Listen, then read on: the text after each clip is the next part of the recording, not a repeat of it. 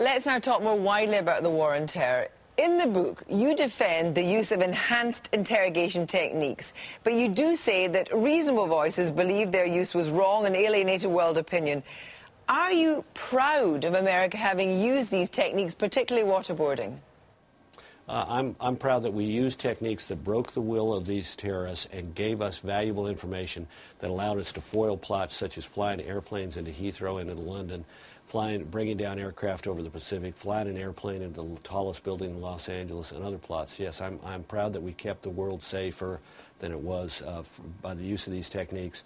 They're appropriate, they're in conformity with our international requirements and with U.S. law. But let's talk specifically about waterboarding. It is torture, isn't it?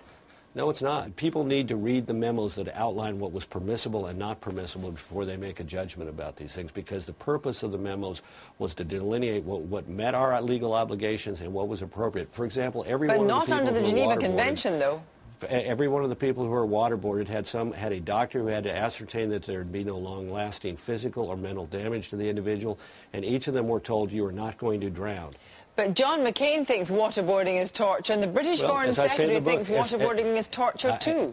As I say in the book, reasonable people can disagree, and while I respect the British Foreign Secretary and Senator McCain, I respectfully disagree. And that's the point: is this isn't something about which we can argue. It is not a situation of black and white. It is not a question in which everybody is right and everybody else is wrong.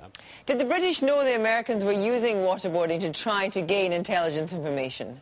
You know, I would have to defer to the intelligence officials. I'm not aware of what amount of information was shared. I would suspect, since we were sharing that information with the Democrat and Republican leaders of the committees, intelligence committees in the House, that there was probably widespread knowledge within the intelligence communities about this information and its source.